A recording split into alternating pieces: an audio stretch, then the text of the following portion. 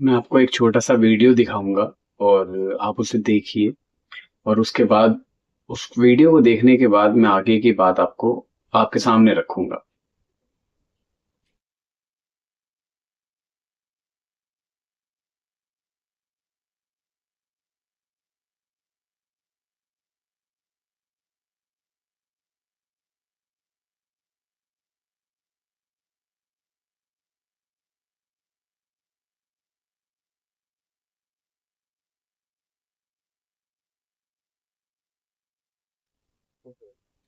ये वीडियो मैंने सफ़र के दौरान बनाया था और ये बात मेरे ज़हन में बहुत वक़्त से चल रही है और मैंने एक पिछली वीडियो में शराब के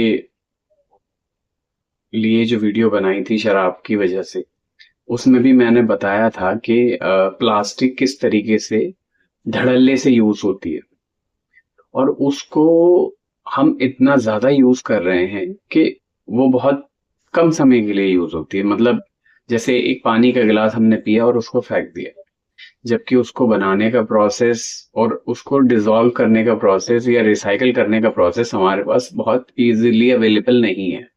ना हम कर पाते हैं, ना वो हो पाता है। और क्योंकि मैं एक एनजीओ के साथ काम करता था, उनका जो एक काम एजुकेशन का था और दूसरा उनका वेस्ट का, वेस्ट मैनेजमेंट का। तो हमने वो चीज़ें ज़्यादा नज़दीक से देखी हैं और चीज़ों को समझा है। और बाकी हम आस पड़ोस में, क्योंकि जब हम किसी चीज़ से रूबरू हो जाते हैं तो वो चीज़ें जहन में ज़्यादा चलती हैं, उसका इफेक्ट हम ज़्यादा देखते हैं, सुनते हैं, समझते हैं। क्योंकि हमारा मकसद ज़ीरो प्लास्टिक का था और हम कोशिश करते थे अपने उस काम के दौरान कि हम कम से कम प्लास्टिक का यूज़ करें या फिर वो प्लास्टिक यूज़ करें जो रिसाइकिल के लिए जाएगी, ये बन चुकी है, उसको हम दोबारा कैसे इस्तेमाल कर सकते हैं। तो ये जो सफ़र के दौरान मैंने देखा कि सिर्फ ये लोगों को गर्मी में राहत देने के लिए या फिर किसी भी अलग-अलग तरह के कई त्योहार होते हैं, उन त्योहारों में एक प्रसाद के तौर पे, एक सिरनी के तौर पे या मानव हित की भावना को लेकर शरबत और तरह-तरह के कोल्ड ड्रिंक्स वगैरह बाँटी जाती, जिसमें अगर हम प्लास्टिक का हैवी ग्लास जो बार बार यूज हो सकता है, अगर वो भी यूज करें तो उतना नुकसान नहीं होगा, लेकिन ये जो वन टाइम यूज होने वाली प्लास्टिक है ये बहुत ज्यादा खतरनाक है। ये इजीली अवेलेबल है, हालांकि सरकार ने पूरा दम भर दिया कि प्लास्टिक हम यूज नहीं करेंगे, हालांकि वो धड़ल्ले से यूज हो रही है और हर तरीके से, चाहे पॉलिथीन बैग्स हों, चाहे ग्लास हो, ठेके पे हों और जगह हों, बिक रहे हैं, धड़ल्ले से बिक रहे हैं। और इसका बहुत ज्यादा इफेक्ट है, बहुत ज्यादा। क्यों? क्योंकि एक तो ये हमारे माहौल को गंदा कर रहा है, गंदा करने के साथ साथ ये जल्दी से डिसॉल्व नहीं होता, ये रिसाइकल भी नहीं हो पाता, बहुत कम परसेंटेज है इसकी रिसाइकल होने की। और दूसरी तीसरी बात ये है कि जब ज्यादा अधिक ज्यादा गर्मी में ये चटक जाता है। अगर आपने कभी सीमेंट का गट्टा देखा हो या और चीजें देखी हो तो वो चटक जाती और वो बहुत छोटे छोटे टुकड़ों में बंटने के बाद खत्म नहीं होती, वो रह जाती हैं, हवा में मौजूद रहती हैं, उसके पार्टिकल्स बहुत छोटे छोटे, बहुत ज्यादा छोटे छोटे।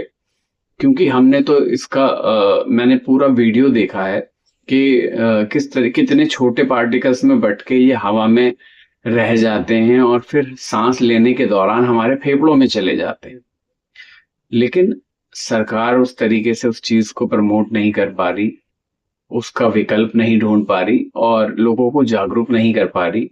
दूसरा, लोग भी उस चीज को समझ नहीं रहे। बहुत ज्यादा जो बीमारियां हैं आजकल वो माइक्रो प्लास्टिक की वजह से होती हैं, जो क्योंकि अचानक से कुछ भी नहीं होता, कोई बीमारी नहीं होती, लेकिन बंदा अचानक से मर जाता है। कैंसर की बीमारियां हो गई, बहुत अलग अलग तरह के ट्यूमर हो गए, बहुत सारी बीमारियां हो गई, क्योंकि सबसे बड़ी बात ये डिसॉल्व नहीं होती, ये खत्म नहीं होती।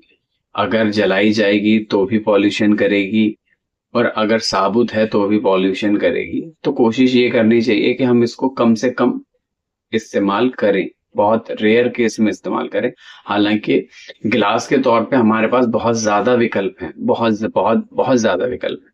अगर हम वन टाइम यूज प्लास्टिक की जगह कांच के गिलास भी यूज करें तो उतने पैसों में वो रेंटल रेंटल भी मिल सकते हैं।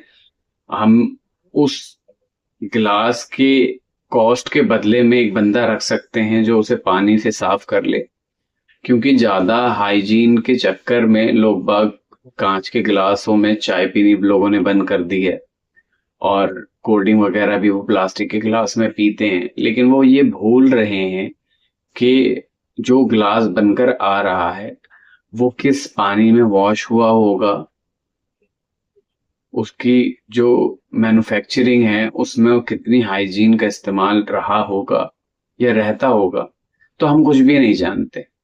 लेकिन अगर हम थोड़ा सा ऊपर उठकर उस गिलास को अपने हाथ से धो लें, कांच के गिलास को, फिर उसमें शरबत ले लें, या हम कोशिश करें कि अपने स्टील के गिलास साथ लेकर चलें, तो चीजों को मुश्किल नहीं है, उतनी उतनी आसान भी नहीं है। लेकिन उसकी जो कोशिशें हैं वो हमें ही करनी है, क्योंकि सरकार की कोई जिम्मेदारी नहीं है।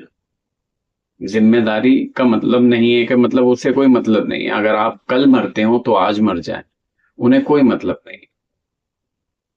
तो कोशिश करें कम से कम प्लास्टिक यूज करने की और उसका विकल्प ढूंढने की।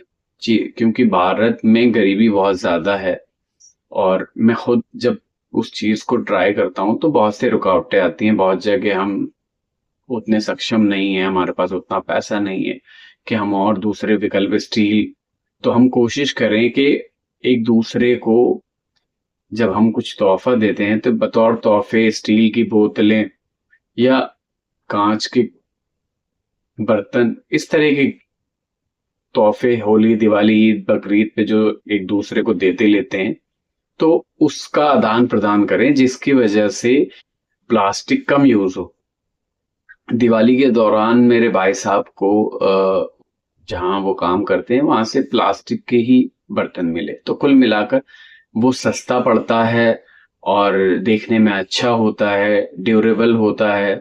तो लोग बाग ज्यादातर कोशिश करते हैं प्लास्टिक बर्तन खरीदने की।